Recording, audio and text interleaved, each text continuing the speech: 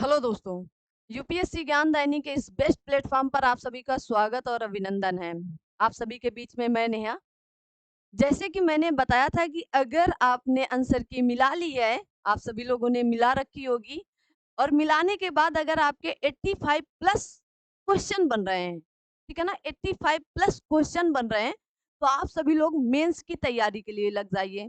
अगर 80 के अबव है, तो फिर अभी और मेहनत करने की ज़रूरत है, ठीक है? अगर 80 के आस-पास है, तो फिर पहले आप मेहनत करिएगा। कुछ बच्चों के ये भी कमेंट आ रहे हैं और बहुत से लोगों ने 80 प्लस भी हैं, 85 प्लस भी हैं। सारे मैसेज बहुत ढेर सारे आ रहे हैं कि इतने-इतने क्वेश्चन बन रहे हैं, किसी के नंबर बन रहे हैं। क्या होगा? क्या मेंस पर मैं बैठ सकता हूँ या बैठ सकती हूँ? देखिए, मैंने एक सीधी-सी लाइन बताई कि अगर आपके 85 प्लस क्वेश्चन बन रहे हैं, तो आप मेंस में एकदम आँख बंद करके लग जाइए। यहाँ तक कि 80 प्लस वाले भी लग जाएँ, ठीक है ना? 80 प्लस जिनके भी 80 प्लस मार्क्स बन रहे हैं, क्वेश्चन बन रहे हैं, 80 प्लस क्वेश्चन बन रहे हैं, वो भी लग जाएँ, ठीक है? ये ठीक है, हो सकता है 80 प्लस वालों का ना हो, बट उनके लिए बेनिफिट ही रहेगा। चलिए, तो ये रही आपके और जिन लोगों का एग्ज़ाम अच्छा नहीं गया, क्वेश्चन अच्छे नहीं आए, आंसर की मिलाने के बाद भी अच्छा स्कोर नहीं बन रहा है, तो बिल्कुल भी घबराने की ज़रूरत नहीं है। अभी आप सभी के बीच में आरओ-एआरओ की एक बड़ी परीक्षा होनी है, उसके बाद बीईओ की एक बड़ी परीक्षा होनी है, जो आपके लिए है। यूपी ट्रिपल एससी के माध्यम से बीपीओ की एक बड़ी परीक्षा है, मतलब परीक्षाएँ सारी बड़ी ही होती हैं, तो आप सभी लोग वहाँ पर भी अपना फ़ोकस कर सकते हैं। अगर आपके अच्छे खासे मार्क्स यूपी ट्रिपल एससी पेट पर आए हैं, तो आप बीपीओ का भी फॉर्म डाल सकते हैं, जो अभी वर्तमान में आया है। 1400 समथिंग उसमें पोस्ट है, तो आप सभी लोग उसे भी डाल सकते हैं, क्योंकि तैयारी लगभग एक ही होती है सबकी। जीएस लगभग एक ही होती है सबकी, पढ़ना आपको सब कुछ पड़ता है, ठीक है ना? बस बात ये होती है, कहीं गहराई तक लेकर जाते हैं और कहीं ऊपर-ऊपर ही पूछ लिया जाता है। अब ये आपको निश्चित करना रहेगा कि आप ऊपर-ऊपर कितना जा रहे हैं और कितना गहराई से जाएँगे। तो अगर आपने अगर आपने यूपीपीसीएस या यूपीपीसीएस आरओ-एआरओ के लिए पढ़ रहे हैं, तब तो आपको अच्छी खासी मेहनत करने की ज़रूरत है। बहुत से बच्चों ने कम से कम एग्ज़ाम से पहले और एग्ज़ाम के बाद ये क्वेश्चन मेरे पास आ रहा है कि मैडम आप नोट्स कैसे बनाती हैं? अपने नोट्स को थोड़ा-सा दिखाइए, अपने नोट्स मुझे सेंड कर दीजिएगा। मैं आज दिन तक अपने नोट्स किसी को नहीं दी हूँ, सीधी-सी बात है। आज पहली बार मैं आपके सामने नोट्स लेकर आई हूँ और ये नोट्स आपको सिर्फ़ दिखाने के लिए कि आप किसी चीज़ को पढ़ रहे हैं, तो कैसे नोट डाउन कर सकते हैं उसको, कैसे आप अपनी लिख सकते हैं, अपनी बुक पर कैसे उसको निकाल सकते हैं, कैसे उसे निखार सकते हैं, दिखाएँगे कि यूपी पीसीएस में यहीं से इस बार प्रश्न बनकर आया था। मेरे नोट्स हैं और मैं आज दिन तक किसी को अपने नोट्स नहीं दी हूँ, नहीं शेयर की हूँ और आगे भी यही प्रयास रहेगा, क्योंकि किसी दूसरे के नोट्स आपको समझ में नहीं आने वाले। उसने कैसे लिखा, क्या सोच कर लिखा, उसने कौन-सा पॉइंट छोड़ा, उसको क्या आता था, उसे कौन-सा पॉइंट नहीं आता था, उसने कौन-सा नोट कर लिया, ये आप नहीं समझ पाएँगे। समझिएगा वही जो बुक पढ़ कर के आया हो और नोट्स प्रॉपर तरीके से बनाया गया हो। बहुत बड़ी बात मैंने बोली है कि किसी के नोट्स आपको समझ में नहीं आएँगे। फिर आप लोग यही बोलेंगे, फिर कोचिंग के नोट्स कैसे हमारे समझ में आ जाते हैं? हम लोग तो कोचिंग के ही नोट्स लेकर पढ़ते हैं। बेशक सी बात है। कोचिंग जो कोचिंग वगैरह के नोट्स होते हैं, वो बच्चों के हिसाब से ही नोट्स बनाए जाते हैं कि बच्चों की समस्या क्या होगी, बच्चों को कहाँ समस्या आ सकती है। वो प्रॉपर कोचिंग वाले उस पर वर्क करते हैं कि अगर पूछा गया कि मैसूर क्या था, तो सबसे पहले मैसूर के बारे में वहाँ बताया जाएगा। आइए, जैसे मैंने आप सभी को सामने आज मैसूर शब्द दिख रहा है, इसीलिए मैंने मैसूर शब्द से ही शुरू किया। तो यहाँ पर एक शब्द आपको दिख रहा है मैसूर। अब मैसूर से संबंधित जो बातें होंगी आज हम बात करेंगे यहाँ पर। ये आपको दिख रहा है मैसूर। क्यों मैंने मैसूर ही लिया? देखिएगा यहाँ से मैसूर के बारे में ये मैं अपना नोट्स कुछ आपको दिखाना चाहूँगी। इसकी क्लास लगभग आपकी 45 मिनट तक लगभग होगी और ये मेरे नोट्स के माध्यम से ही आज मैं आपको पहली क्लास देने जा रही हूँ। सफलता आपके कदम चूमती है और चूमेगी, कैसे नहीं चूमेगी? आप नोट्स बनाएँ, इस तरह के नोट्स बनाकर आप एक बार देखिए तो, क्यों नहीं आपकी सफलता कदम चूमेगी? बिल्कुल चूमेगी। समय ज़रूर लगता है सफलता पाने के लिए, लेकिन आपका जोश और जुनून नहीं कम होना चाहिए। बस जिस दिन आपने ये ठान लिया कि अगर आपने लगातार 30 दिन तक वर्क करें, कहा जाता है लगातार 30 दिन तक वही काम करते रहें लगातार। अगर आपने पढ़ाई शुरू की है तो सिर्फ़ 30 दिन तक 4 घंटे पढ़ें, सिर्फ़ और सिर्फ़ गिन करके। आप गिन लीजिएगा कि आज आपकी 18 तारीख 19 तारीख है, तो 19 तारीख के बाद से आप 30 दिन गिन लो कि 1 महीने हमको पढ़ना है, मैं सिर्फ़ 4 घंटे ही पढ़ूँगा या पढ़ूँगी। आप देखेंगे आपके अंदर 1 महीने में कॉन्फिडेंस लेवल ना ऊपर होगा। आप सबसे पूछने पता है आपको, मैंने आज हिंदी पढ़ी थी, इसका क्या अर्थ होता है? तत्सम किसको कहते हैं? तद्भव किसको आप खुद ही लोगों से बोलने लगोगे।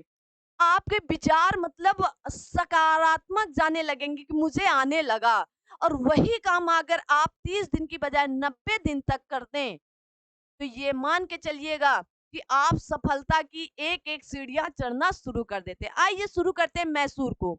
अब मैसूर से संबंधित जो भी बातें हैं, अब यहाँ पर मैंने देखिए अपने नोट्स में क्या नोट किया है। आइए देखते हैं।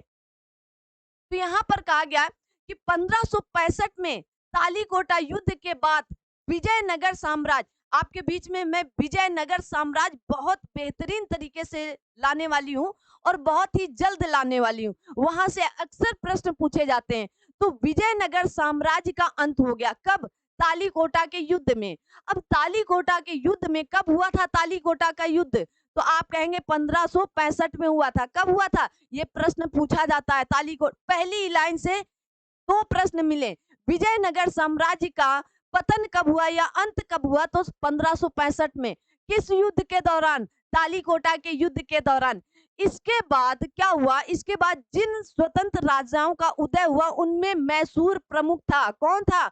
मैसूर आपका प्रमुख था। आइए मैसूर देखते हैं। कहा गया मैसूर पर जो हमारा मैसूर है, यहाँ पर वोंडियार वंश का शासन था। किसका था? तो आपसे पूछ सकता है कि मैसूर पर वो किसका वंश चल रहा था? तो आप कहेंगे वोंडियार वंश का शासन था। इस वंश का अंतिम शासक जो था तो चिक्का कृष्णराज द्वितीय था। कौन था? चिक्का कृष्णराज द्वितीय था। है ना इम्पोर्टेंट? ऐसे आपके नोट्स बने होने चाहिए।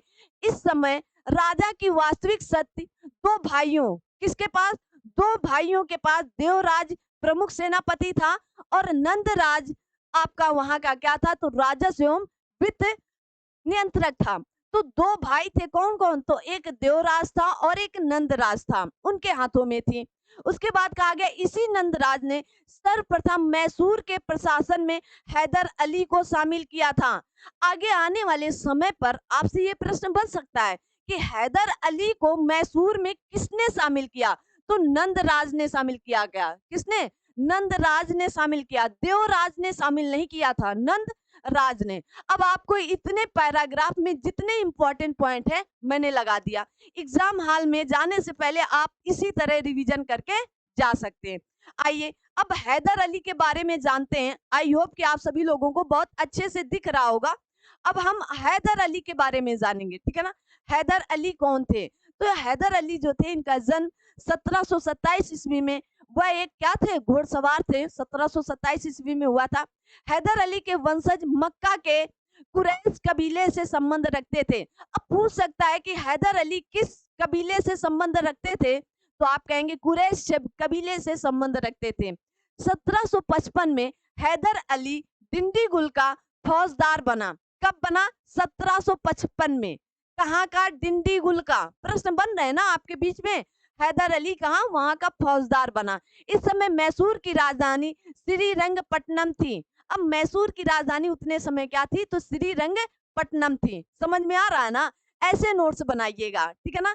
ये नोट्स आपको बहुत ही हेल्पफुल करने वाले। ये पीडीएफ जरूर दे देंगे, इसके बाद आप बिल्कुल नहीं मांगिएगा ना। चलिएगा 1755 में हैदर अली थे, हैदर ने फ्रांसीसियों के सहयोग से एक क्या बनाया? शस्त्रागार की स्थापना की। किसकी? शस्त्रागार की स्थापना की। आपसे कथन और कारण में पूछ सकता है कि हैदर अली ने किसके सहयोग से शस्त्रागार की स्थापना की थी? तो आप कहेंगे फ्रांसीसियों के सहयोग से। आते हैं ना इस तरह के प्रश्न। बिल्कुल आते हैं। आप यूपी पीसीएस आरओ का एग्जाम उठाकर देखिएगा पेपर।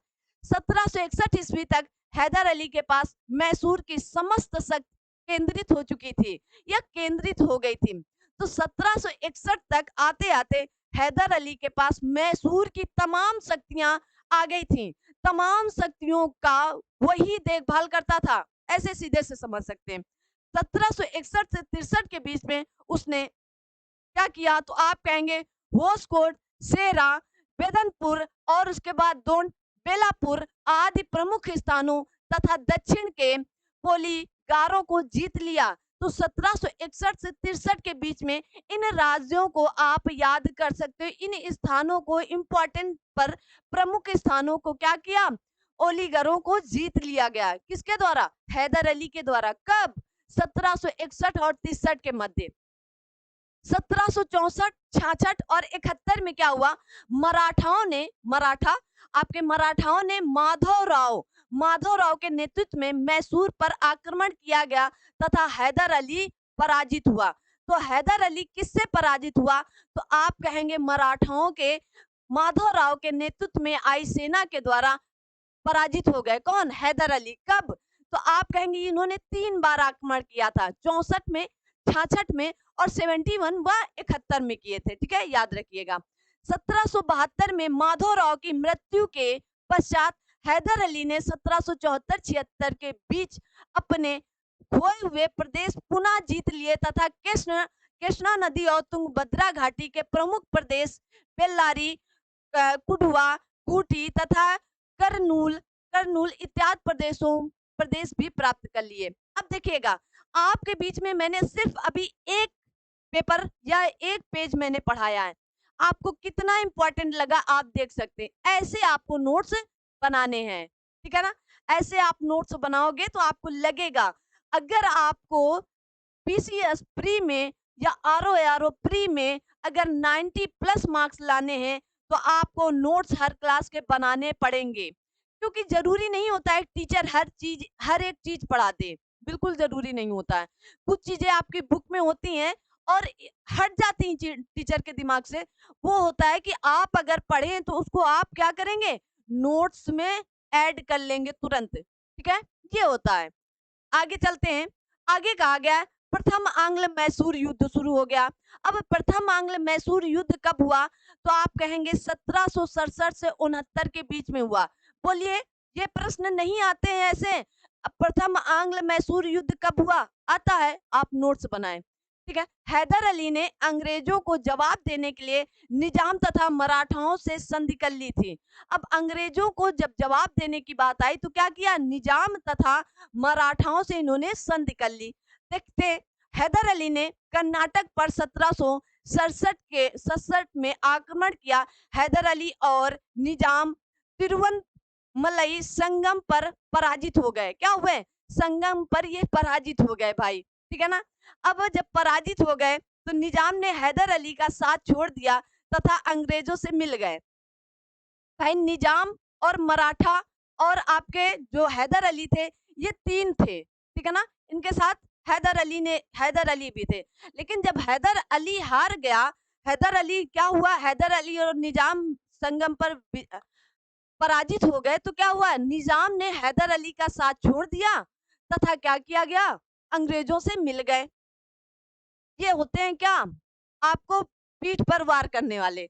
हैदर अली ने मंगलौर पर आक्रमण कर बंबई से आई प्रशिक्षित सेना को पराजित किया तथा मद्रास को घेर लिया। ठीक है, हैदर अली ने, किसने, हैदर अली मंगलौर पर आक्रमण कर मुंबई से आई प्रशिक्षित सेना को पराजित किया तथा मद्रास को घेर लिया गया। किसके द्वारा? हैदर अली के द्वारा। आगे देखते हैं। कहा गया 1769 में अंग्रेजों ने हैदर अली से मद्रास की संधि की। उसके अनुसार दोनों पक्षों ने एक दूसरे के जीते हुए प्रदेशों को छोड़ दिया। देखिएगा, संधि में क्या होता था कि अगर आपने हमारे प्रदेश जीते हैं, जैसे हमारे और आपके बीच में संधि हो जाए, हमने आपके जीत लिए, आपने हमारे जीत लिए। अब संधि जब हुई तो क्या हुआ कि एक दूसरे के जीते हुए क्षेत्रों को या प्रदेशों को छोड़ दिया। ठीक है भाई, अपने अपने ले जाओ। ठीक है ना, ऐसा होता था। तो इस प्रकार प्रथम आंग्ल मैसूर युद्ध समाप्त हो गया। तो कौन सी संधि हुई थी? तो मद्रास की संधि। तो प्रथम आंग्ल मैसूर युद्ध कब हुआ था? तो आप कहेंगे 1767 से लेकर 1769 के बीच में हुआ था। किस संधि के द्वारा खत्म हुआ? मद्रास की संधि के द्वारा। समझ में आ रहा है ना? ऐसे नोट्स बनाइए। आगे बढ़ते हैं। आगे कहा गया द्वितीय आंग्ल मैसूर युद्ध 1780 से 84 के बीच में हुआ था। 1780 और 84 के बीच में। इसमें अंग्रेजों ने हैदर अली के माही बंदरगाह पर, कहां पर? माही बंदरगाह पर 1772 में अधिकार कर लिया, जो हैदर अली के लिए खुली चुनौती थी। तो कहां पर अधिकार कर लिया था? तो माही बंदरगाह पर 1772 में ही। और युद्ध कब हो रहा है? तो 1780 और 84 के बीच में। हैदर अली ने पुनः अंग्रेजों के विरुद्ध निजाम तथा मराठाओं से संधि कर ली। और उसके बाद 1780 में मोस्ट इंपॉर्टेंट हम अक्सर कहते हैं कि 1780 में हैदर अली ने कर्नाटक पर आक्रमण कर द्वितीय आंग्ल मैसूर युद्ध की शुरुआत की तथा अंग्रेज जनरल बेली को पराजित किया और अरकाट पर अधिकार कर लिया। कहां पर? अरकाट पर अधिकार कर लिया। किसने? हैदर अली ने। कब? 1780 में। किसको हरा करके? तो अंग्रेज जनरल था कौन? बेली। बेली को पराजित करके। इंपॉर्टेंट है ना? बिल्कुल इंपॉर्टेंट है। आगे देखिएगा। इसी समय अंग्रेजों ने मराठा तथा निजाम को हैदर अली से अलग कर दिया गया।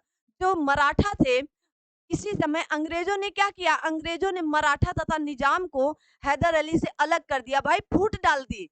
अरे वो क्या करेगा, अरे ये क्या करेगा, हमारे साथ आइए, हम करते हैं। देखिएगा। इसके बाद हैदर अली के सामने वारेन हेस्टिंग ने आयरकूट को भेजा। किसको भेजा? तो आयरकूट को भेजा गया। अब 1781 में जो मोस्ट इंपॉर्टेंट ये पॉइंट है आपके बीच में, अक्सर मैं इस प्रश्न को कहती हूँ, पोर्टो नोवा नामक स्थान पर हैदर अली पराजित हुआ। तो हैदर अली किससे लड़ा था? ये इंपॉर्टेंट है। वारेन हेस्टिंग ने भेजा था किसको? आयरकूट को। कहां पर? तो 1781 में पोर्टो नेवा का युद्ध हुआ था हैदर अली और आयरकूट के बीच में। ये तो अंग्रेजों ने और वारेन हेस्टिंग ने इसको भेजा था, ठीक है ना। नेतृत्व किसने किया था? तो इसने किया था, ठीक है ना। लेकिन लड़ाई किसने की थी? तो इसने, आयरकूट ने की थी। तो ये जरूर याद रखिएगा। हैदर अली वहीं पराजित हुआ था, ठीक है। 1782 में हैदर अली ने ब्रेथवेट के नेतृत्व वाली अंग्रेजी सेना को पराजित किया। लेकिन युद्ध क्षेत्र में घायल हो जाने के कारण 7 दिसंबर 1982 को उसकी क्या हो गई? मृत्यु हो गई थी। तो किसके नेतृत्व में? अब ये पूछा जा सकता है कि हैदर अली 1782 ईस्वी में किसके नेतृत्व में भेजी गई सेना से अंग्रेजी सेना को पराजित किया था? अंग्रेजी सेना को उसने पराजित किया था। किसने? हैदर अली ने। तो आप कहेंगे ब्रेथवेट की सेना को पराजित किया था हैदर अली ने, लेकिन वो घायल बहुत ज्यादा हो चुके थे तो उनकी डेथ हो गई, ठीक है। आगे इसके बाद युद्ध का कार्यभार उसके पुत्र टीपू सुल्तान ने संभाल लिया। तुरंत दुख नहीं मनाया, शोक नहीं मनाया कि पिताजी निपट गए हैं तो चलिए बैठ के, किसी को कानो कान खबर भी नहीं होने दी। देखिएगा, संभाला। टीपू ने 1783 में अंग्रेजी सेना के, कहा गया अंग्रेजी सेना के मैथ्यूज ब्रिगेडियर, वहां के थे ब्रिगेडियर मैथ्यूज को बंदी बना लिया। किसने? टीपू सुल्तान ने। और 1784 में टीपू ने अंग्रेजों से मंगोली की संधि कर ली। किसकी? मंगलौर की संधि कर ली। किसकी? तो मंगलौर की संधि कर ली। और कर ली, दोनों ने एक दूसरे के विजित प्रदेशों को वापस कर दिया। पहले में क्या हुआ था? मद्रास की संधि हुई थी, दूसरे में मंगलौर की संधि हुई टीपू सुल्तान के द्वारा। किसके? टीपू सुल्तान के द्वारा। कब हुई? 1784।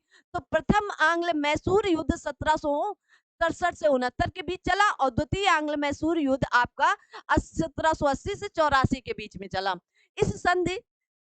यह संधि मद्रास के गवर्नर कौन थे? तो मैक कार्टनी के दबाव में की गई थी। तो मैक कार्टनी जो थे, इनको भी याद रखना है, ठीक है। आगे चलते हैं।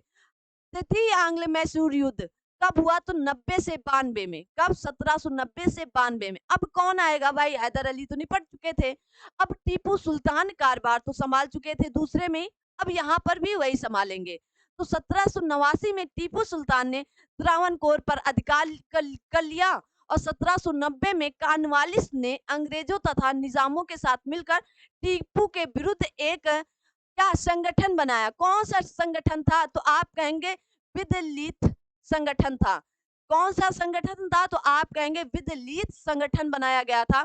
1790 में युद्ध प्रारंभ हो गया। अंग्रेजों ने श्रीरंगपट्टनम पर आक्रमण कर दिया। अंग्रेज जो थे वो श्रीरंगपट्टनम पर क्या कर दिए? आक्रमण कर दिए तथा वहीं के विडोज के नेतृत्व में टीपू पराजित हो गया। किसके नेतृत्व पर? तो आप कहेंगे विडोज के नेतृत्व पर। मिडोज के नेतृत्व पर इन्होंने क्या किया? पराजित हो गए। भाई अब टीपू सुल्तान पस्त हो गया, ठीक है ना। 1791 में कॉर्नवालिस ने बड़ी सेना के साथ टीपू पर आक्रमण कर दिया और वेल्लूर तथा अंबूर से होता हुआ वह बंगलौर पर चढ़ आया तथा उसे जीत लिया। अंग्रेजों ने श्रीरंगपट्टनम पर चढ़ाई कर दी और टीपू को अंततः 1792 में श्रीरंगपट्टनम की संधि करनी पड़ी। किसकी संधि करनी पड़ी? श्रीरंगपट्टनम की संधि करनी पड़ी। तो प्रथम आंग्ल मैसूर युद्ध में आप कहेंगे मैसूर युद्ध या मैसूर की संधि हुई थी। द्वितीय आंग्ल मैसूर युद्ध में मंगलौर की संधि हुई। तृतीय आंग्ल मैसूर युद्ध में श्रीरंगपट्टनम की संधि हुई थी। इसी संधि के द्वारा टीपू ने अपने राज्य का लगभग आधा राज्य अंग्रेजों को दे दिया तथा टीपू को 3 करोड़ रुपए भी देने पड़े थे। ठीक है ना। आप पैसे नहीं भी याद रखोगे तो चलेगा ना, लेकिन बाकी सारी चीजें आपको याद रखनी है। अगला आता है चतुर्थ आंग्ल मैसूर युद्ध। अब इसमें पूरी तरह से 1799 में क्या होगा? टीपू सुल्तान निकल लेंगे। तो कहा गया वेलेजली ने टीपू पर आरोप लगाया कि वो अंग्रेजों के विरुद्ध षड्यंत्र रच रहा है। 1799 में वेलेजली ने टीपू के विरुद्ध अभियान प्रारंभ कर दिया। देखिएगा, वेलेजली ने श्रीरंगपट्टनम का दुर्ग जीत लिया जिससे मैसूर की स्वतंत्रता समाप्त हो गई तथा टीपू लड़ता हुआ मारा गया। अब यहाँ पर दोनों लोगों की क्या हो गई? डेथ हो गई, हैदर अली की भी और टीपू सुल्तान की भी। तो इस तरह से आपके आंग्ल मैसूर युद्ध इतनी आसानी से इतने कम शब्दों में समझकर हर एक पॉइंट, कोई भी ऐसा पॉइंट नहीं होगा जो एग्जाम के लिए इम्पोर्टेंट ना हो। आप पढ़ेंगे तो आपको खुद ही महसूस होगा कि हाँ ये पॉइंट इम्पोर्टेंट है, हाँ नहीं ये पॉइंट इम्पोर्टेंट है। नोट्स वही बनाए जाते हैं कि आपको लगे कि एक बार मैं अगर इसको आप एक बार या 2 बार पढ़ लेंगे, उसके बाद आपको फील होगा कि ये मुझे तैयार है। आप बंद करके रख दीजिएगा, एग्जाम के 1 महीने पहले सारे नोट्स पलटना शुरू कर दीजिएगा। तो ये होती है आपकी रणनीति, क्या तैयार करने की, कैसे इतिहास को कैसे सरल बनाया जाए। तो आई होप कि यहाँ तक की सारी बातें आपको समझ में आई होंगी। आगे आता है टीपू सुल्तान। अब भाई टीपू सुल्तान जो थे उनके बारे में जान लीजिएगा। टीपू सुल्तान कहा जाता है इनका जन्म 1750 ईस्वी में हुआ। इनकी माता का नाम फातिमा था, पिता इनके हैदर अली थे, गुरु इनके श्रृंगेरी के जगत गुरु शंकराचार्य श्री सच्चिदानंद भारती थे। मोस्ट इंपॉर्टेंट है, अक्सर गुरु पूछे जाते हैं तो आप इनको नोट्स पर नोट कर सकते हैं। इंपॉर्टेंट फैक्ट्स क्या है इनके, आप देख सकते हैं। अब ये आपका क्या होगा? वन लाइनर जिसको बोलते हैं कि कैसे याद करना है। पहले आपने कहानी पढ़ ली, अब इसको याद कर लीजिएगा। तो टीपू ने 1787 में पादशाह की उपाधि धारण की तथा अपने नाम के सिक्के चलवाए। मोस्ट इंपॉर्टेंट, कब पादशाह की उपाधि धारण की? तो 1787 ईस्वी में। जन्म कब हुआ था? 1750 ईस्वी में। उसे अरबी, फारसी, कन्नड़ तथा उर्दू भाषा का अच्छा ज्ञान था। किसे? टीपू सुल्तान को। ठीक है। उसके सिक्कों में हिंदू देवी देवताओं के चित्र, हिंदू सावंत की आकृतियां अंकित थी। ठीक है। आगे कहा गया वर्षों तथा महीनों के हिंदू नामों के स्थान पर अरबी नामों का प्रयोग किया। पूछ सकता है आपसे आने वाले समय पर कि हिंदू नामों के स्थान पर जो आपके महीने होते हैं, जो आपके आषाढ़, सावन, भादो, कुआर, कार्तिक, तो हिंदू नामों के स्थान पर अरबी नामों का उन्होंने प्रयोग किया। ठीक है। आगे कहा गया टीपू सुल्तान को जगत गुरु शंकराचार्य के सम्मान में मंदिरों के पुनर्निर्माण हेतु दान दिया गया था। क्या? दान दिया। तो टीपू सुल्तान ने जगत गुरु शंकराचार्य के सम्मान में मंदिरों के पुनर्निर्माण हेतु दान दिया गया था। टीपू सुल्तान ने श्रीरंगपट्टनम में कहा गया है जैकोबिन क्लब की स्थापना करवाई। अब आपसे ये प्रश्न पूछ सकता है कि जैकोबिन क्लब की स्थापना किसने करवाई? तो टीपू सुल्तान ने करवाई। बहुत से बच्चों को तो पता भी नहीं होगा कि जैकोबिन क्लब किसने बनवाया था, तो टीपू सुल्तान ने, ठीक है ना? पहली बार शायद सुने और स्वयं उसका सदस्य बना। उसने श्रीरंगपट्टनम में स्वतंत्रता का वृक्ष लगाया और स्वयं को नागरिक टीपू सुल्तान कहलाने लगा। बहुत ही मतलब नेक दिल के रहे होंगे टीपू सुल्तान। कहा गया 1796 में टीपू ने नौसेना बोर्ड का गठन किया। अब आपसे पूछ सकता है कि टीपू सुल्तान, यह पूछ सकता है कि नौसेना बोर्ड का गठन किसने किया? तो टीपू सुल्तान ने कब किया? तो 1796 ईस्वी में किया, ठीक है। उसने मंगलौर, वाजिदाबाद, फिर कहा गया है कि आपका मौलिदाबाद में पोत बनाने के घाट बनवाए। कहाँ पर?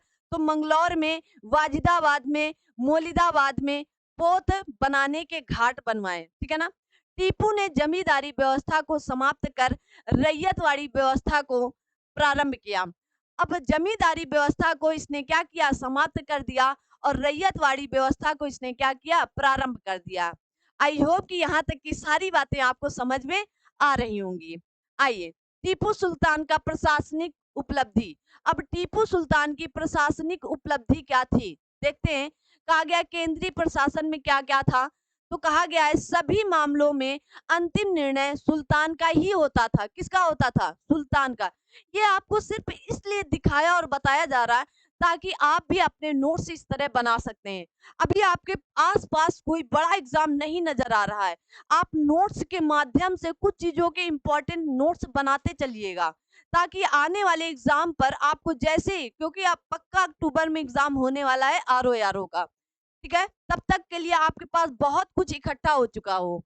टीपू के प्रशासन में प्रधानमंत्री तथा वजीर का पद नहीं होता था। आपसे पूछ सकता है कि कौन सा ऐसा शासक था जिसके शासन में प्रधानमंत्री और वजीर का पद नहीं होता था? वो था टीपू सुल्तान। प्रशासन में 7 प्रमुख विभाग थे जो आमिर आसिफ के अधीन थे। किसके? आमिर का मीर आसिफ के अधीन थे, ठीक है ना। मीर आसिफ सुल्तान के प्रति उत्तरदायी था। कौन? मीर आसिफ, ठीक है, याद रखिएगा। तो कौन कौन से वो 7 प्रमुख विभाग थे, आइए देख लेते हैं। कहा गया राजस्व तथा वित्त विभाग किसके पास था? तो आप कहेंगे मीर उसे क्या कहा जाता था? तो वो मीर आसिफ कहा जाता था, ठीक है। कहा गया सेना विभाग मीर मारा कहा जाता था। जुमरा विभाग मीर मारा के पास था। तोपखाना तथा दुर्ग रक्षा विभाग तो आप कहेंगे मीर सदर के पास था, ठीक है ना। वाणिज्यिक विभाग तो आप कहेंगे मलिक अच्युत जार के पास था, ठीक है ना, वो जाल लिखा है, ठीक है। उसके बाद नाविक विभाग मीर याम के पास था। कोस्ट तथा दक्कन विभाग मीर खजाना के पास था। तो इनको आप रट लो, अक्सर यहाँ से प्रश्न पूछा जाता है, ठीक है ना। अक्सर इस बार आपके जो पीसीएस प्री में प्रश्न आया था उसमें किताब के स्थान पर यह पूछा था इस किताब में या इस तरह के विभाग में किसकी चर्चा की गई। फिलहाल किताब पूछी गई थी कि इस किताब में किस बात की व्याख्या की गई थी। यूपी पीसीएस 2023 का प्रश्न था, ठीक है ना। 3 अन्य छोटे विभाग भी थे, जैसे उसमें डाक गुप्तचर विभाग था, लोक निर्माण था, पशु विभाग था। ये थे आपके टीपू सुल्तान के कुछ प्रमुख विभाग। आगे कहा गया है कि प्रांतीय प्रशासन कैसा था? प्रांतीय प्रशासन कैसा था, आइए देख लेते हैं। कहा गया 1784 में टीपू ने अपने साम्राज्य को 7 प्रांतों में बांट दिया। उन्हें आसफी टुकड़ी कहा जाता था, ठीक है। जो 7 प्रांतों में बांटा, पहले वहां क्या कहा गया? तो आप कहेंगे मीर आसफी, और फिर इनको जो बांट दिया इन्हें क्या कहा गया? उन्हीं 7 टुकड़ियों या प्रांतों को आसफी टुकड़ी कहा जाता था। कालांतर में प्रांतों की संख्या 17 हो चुकी है, ठीक है। चलिए अगला कहा गया है, तो अगला प्रश्न है आपके कहा गया प्रांतों में प्रमुख अधिकारी कौन हुआ करता था, तो आसिफ हुआ करता था और फौजदार हुआ करता था। आसिफ जो था वो आपका असैनिक गवर्नर था और जो आपका फौजदार था वो सैनिक गवर्नर था। समझ रहे हैं ना? मतलब सेना भी तो ये लोग रखते थे, तो सेना के कौन थे? फौजदार थे। और जो आम इंसान थे उसके कौन थे? तो आसिफ थे। ठीक है? आइए, यहाँ तक की बात हुई। आगे कहा गया प्रांत जिलों में, जिले गाँव में बँटे होते थे। जो आपके प्रांत थे, प्रांत जिलों में थे और जिले गाँव में बँटे हुआ करते थे। ठीक है ना? स्थानीय प्रशासन का प्रबंध पंचायतें करती थी। कौन करता था? पंचायतें करती थी। कहा गया जिले का कार्यवाहक आमील होता था। कौन? आमील होता था। ठीक है? जो मुख्य रूप से कृषि संबंधी, किससे संबंधी? कृषि संबंधी कार्यों में सहायता देता था। भूमि कर प्रायः 1/3 से 1/2 लिया जाता था। व्यापार वाणिज्य के विकास के लिए उसने अपने गुमशते, मस्कट, मुर्ज, देखिएगा, अब ये लाइन पूरी आपको याद ही करनी रहेगी। देखिए अक्सर यहाँ से प्रश्न पूछा जाता है कि व्यापार, एक्चुअली एकदम सामने लाइट लगती है ना तो मुझे खुद ही नहीं दिखती आधी चीजें ना। व्यापार वाणिज्य के विकास के लिए उसने अपने गुमशते, मस्कट, मुर्ज और जट्टाह, अदन आदि नगरों में नियुक्ति किए। उसने वाणिज्य बोर्ड की स्थापना की। किसकी? वाणिज्य बोर्ड की स्थापना की। टीपू ने चंदन, सुपारी, काली मिर्च, मोटी इलायची, सोने चांदी का व्यापार तथा हाथियों के निर्यात आदि का कार्य सरकार के एकाधिकार में ले लिया था। ठीक है ना? मोस्ट इंपॉर्टेंट ये पॉइंट है, याद रखेंगे। चंदन, सुपारी, काली मिर्च, मोटी इलायची, सोने चांदी का व्यापार तथा हाथियों के निर्यात आदि का कार्य सरकार के एकाधिकार में ले लिया था। टीपू ने श्रीरंगपट्टनम से 9 मील दूर कृष्णराज सागर नामक विशाल जलाशय बनवाया। ठीक है ना? अब आपसे पूछ सकता है कि कृष्णराज, ये वाला कृष्णराज सागर या कृष्णराज सागर नामक विशाल जलाशय किसने बनवाया था? तो आप कहेंगे टीपू ने बनवाया था। कहाँ पर? श्रीरंगपट्टनम में। ठीक है ना? तथा इससे सिंचाई करने वालों की 1/4 मालगुजारी माफ करने की घोषणा की गई, जो कि संपूर्ण इतिहास में अकेली घटना है। अब भाई संपूर्ण इतिहास की अकेली घटना है तो बताएं आप, इम्पोर्टेंट है कि नहीं? बिल्कुल है। उसने कच्ची शक्कर मिश्री, देखिएगा, उसने कच्ची शक्कर मिश्री तथा दानेदार शक्कर बनाने की घोषणा की थी ना। ये याद करने पड़ते हैं, मतलब ये आपको लिखने हैं नोट्स पर। आप नहीं भी याद करेंगे तब भी काम चलेगा। ठीक है? उसने रेशम के कीड़े, जो रेशम के कीड़े पालने के लिए 21 केंद्र स्थापित किए तथा मैसूर में रेशम के उत्पादन का कार्य प्रारंभ किया। तो रेशम वगैरह अक्सर चर्चा में रहती है कि सेरीकल्चर के माध्यम से रेशम का उत्पादन किया जाता है। ठीक है ना? रेशम के कीड़े पालने के लिए उसने सेना के आधुनिकीकरण तथा बंदूकों के उत्पादन को विकसित किया। ठीक है? आधुनिकीकरण तथा बंदूकों के उत्पादन को विकसित किया। टीपू ने एक राजकीय व्यापारी नियम की भी स्थापना की। किसकी? राजकीय व्यापारी निगम की भी स्थापना की। ठीक है? इस निगम की अध्यक्षता 9 सदस्यों वाले बोर्ड के हवाले थे, जिन्हें क्या कहा गया? तो आप कहेंगे इन्हें आपको मुली मुली मुतुजार कहा गया। ठीक है ना? आपको साफ साफ दिख रहा होगा फिलहाल। ठीक है ना? आगे कहा गया टीपू ने थर्मामीटर तथा बैरोमीटर जैसे वैज्ञानिक उपकरणों के में दिलचस्पी ली थी। ठीक है? अब आप कमेंट बॉक्स में बताएंगे थर्मामीटर किस लिए है और बैरोमीटर किस लिए है। ठीक है? जल्दी से आगे चलते हैं। पेशवा के अधीन मराठा, बस अब पेशवा के अधीन मराठा है, कल करा देंगे। ठीक है? क्योंकि मराठा मैंने बहुत अच्छे से पढ़ाया है। अब आप बताएंगे कि आपको ये नोट्स कैसे लगे।